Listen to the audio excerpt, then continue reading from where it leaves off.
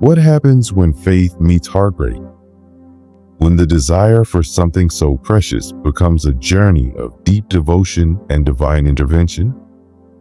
The story of Hannah is not only about a mother's love for a child, but also about God's incredible ability to transform the barren places of our lives into overflowing blessings.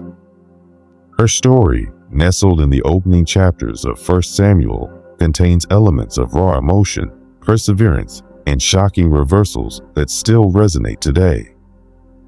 Stick with me as we unravel this fascinating tale, revealing truths many people might not know, and experience the powerful way God turned Hannah's despair into triumph. And remember, if you love engaging stories from the Bible, subscribe to the channel and hit the notification bell so you don't miss our next incredible story. Hannah's story takes place during a tumultuous period in Israel's history, at a time when the nation was transitioning from the era of judges to the era of kings.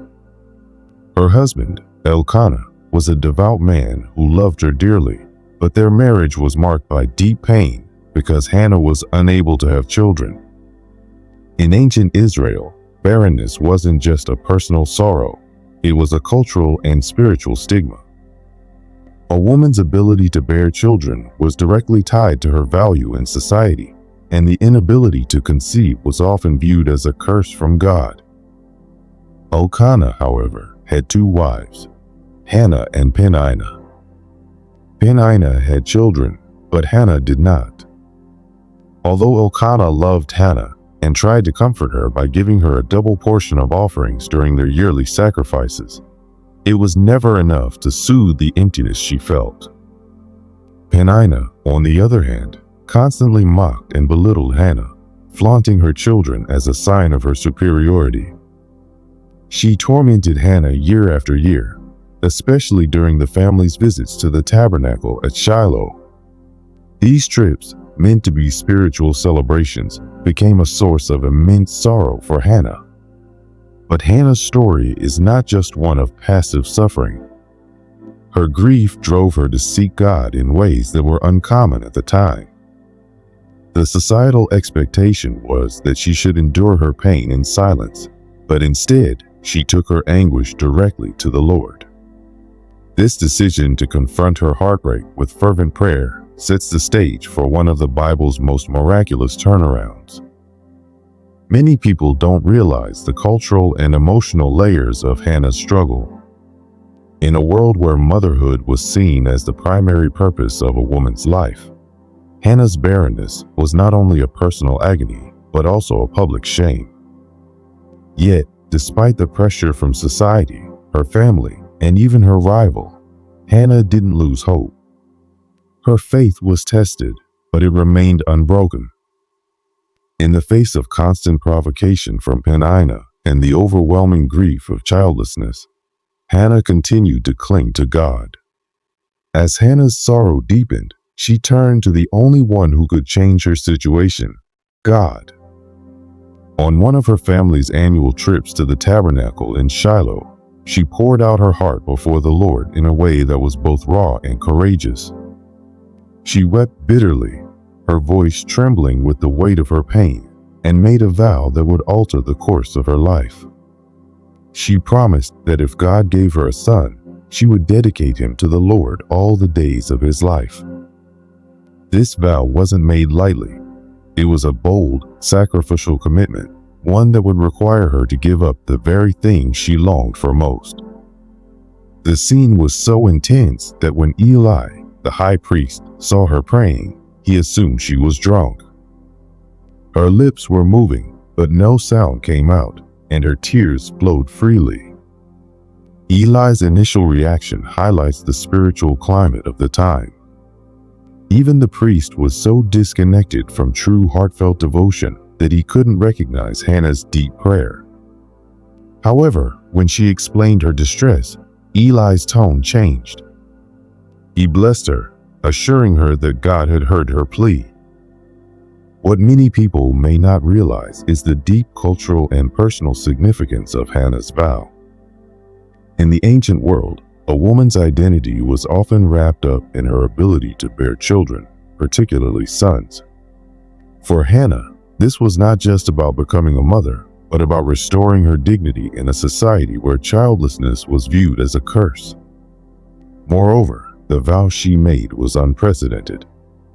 Offering a child in service to God as a Nazarite, someone who would abstain from wine, never cut his hair, and live a life set apart for divine service, was no small commitment.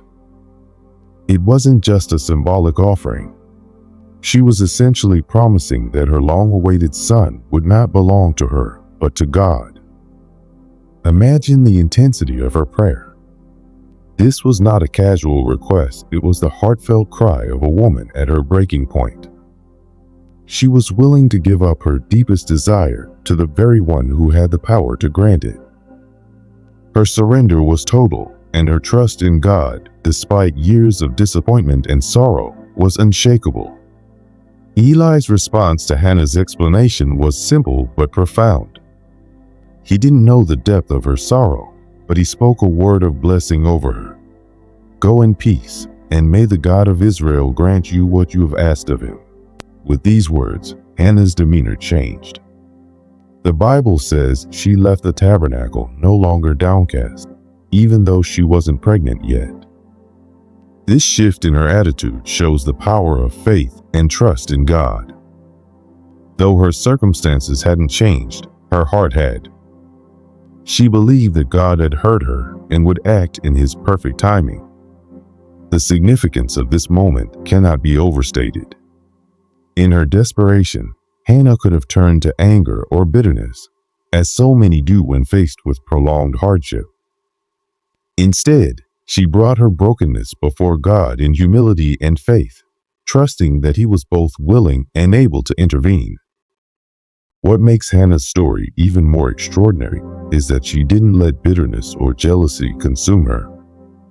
Despite Peninnah's constant mocking and the societal pressures around her, she stayed focused on God. Instead of allowing her pain to push her away from him, it drove her to her knees in prayer. And that's a lesson for all of us. In our deepest moments of pain, when the world seems to mock us and hope feels distant, we can choose to turn to the one who hears us. Hannah's story is a powerful testament to the strength of faith and the transformative power of prayer. God, in his faithfulness, answered Hannah's prayer. In the course of time, she conceived and gave birth to a son. She named him Samuel, which means heard by God, a testament to the fact that God had indeed listened to her cries. For Hannah, the birth of Samuel was not just the fulfillment of a personal desire, but the manifestation of God's promise. The child she had longed for, prayed for, and wept over had finally come into her life. But Hannah's faith did not waver after Samuel was born. She remembered the vow she had made and was fully prepared to keep it. Once Samuel was weaned, likely around the age of 3, Hannah brought him to Shiloh, to the same tabernacle where she had made her vow, and presented him to Eli, the priest. This act of surrender was both beautiful and heart-wrenching.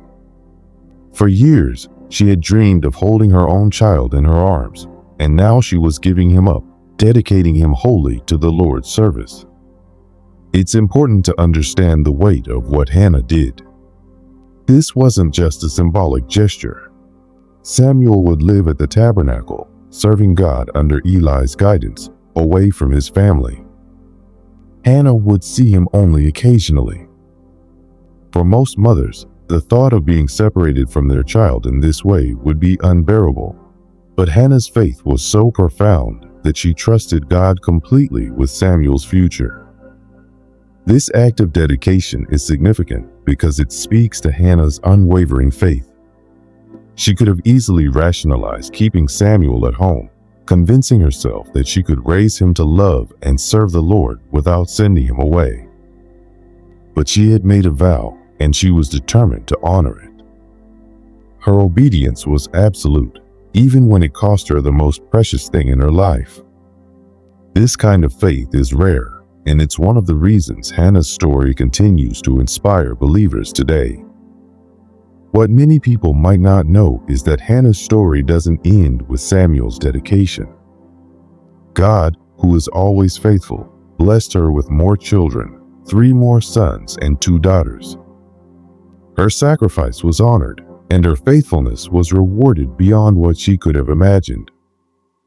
This remarkable turnaround shows that when we trust God with our deepest desires, He not only meets our needs, but exceeds them in ways we cannot foresee. Furthermore, the significance of Samuel's birth extends far beyond Hannah's personal joy. Samuel would grow up to become one of the greatest prophets in Israel's history, guiding the nation through a critical period of transition. He anointed Saul, Israel's first king, and later David, the man after God's own heart. In many ways, Samuel's life and ministry were the direct result of Hannah's faithfulness. Her willingness to surrender her son to God's service paved the way for the fulfillment of God's larger plan for His people. Hannah's story is a powerful example of how God uses ordinary people to accomplish extraordinary things. Her faith, perseverance, and obedience had far-reaching effects, not just in her own life, but in the history of Israel. And it all began with a simple, heartfelt prayer, a prayer that God heard and answered in a way that exceeded all expectations. After dedicating Samuel to the Lord, Hannah's heart overflowed with gratitude and joy, and she lifted up a powerful song of praise. Her song, recorded in the Bible, is one of the most profound expressions of faith in the Scriptures. It's a hymn that celebrates God's sovereignty, His power to reverse human circumstances, and His justice in lifting up the humble and bringing down the proud. Hannah's song goes beyond her personal experience. It speaks to the larger truths of God's character, how He intervenes in the lives of those who trust in Him, how He brings justice to the oppressed, and how He ultimately reigns over all creation. She declares that the Lord brings death and makes alive. He brings down to the grave and raises up. This was not just a personal victory for Hannah, but a declaration of God's power and faithfulness. Her song is often compared to the later song of Mary, the mother of Jesus, who also praised God for choosing the humble and exalting the lowly. Both women experienced miraculous births, and both recognized that their personal stories were part of God's larger plan for humanity. Hannah's faith and praise laid the foundation for Samuel's ministry, which would go on to shape the future of Israel. What many people don't realize is that Hannah's song contains prophetic undertones. She speaks of a future king, an anointed one who would bring justice and peace. This prophecy points forward to the coming of David, whom Samuel would eventually anoint as king of Israel, and even further to Jesus, the ultimate fulfillment of God's promise of salvation. Hannah's story is not just about a miraculous birth, it's about the legacy of faith that continued through her son, Samuel. Samuel grew up in the presence of the Lord, and under Eli's mentorship, he became one of the greatest prophets in Israel's history. He was instrumental in guiding the nation through a time of transition, from the rule of judges to the establishment of kings. It was Samuel who anointed Saul as Israel's first king, and later anointed David, the man after God's own heart, who would establish the lineage through which Jesus Christ would come. Hannah's faith, perseverance, and obedience had far-reaching effects, shaping the future of Israel. But beyond the historical significance, her story serves as a powerful reminder of God's ability to turn barrenness into blessing.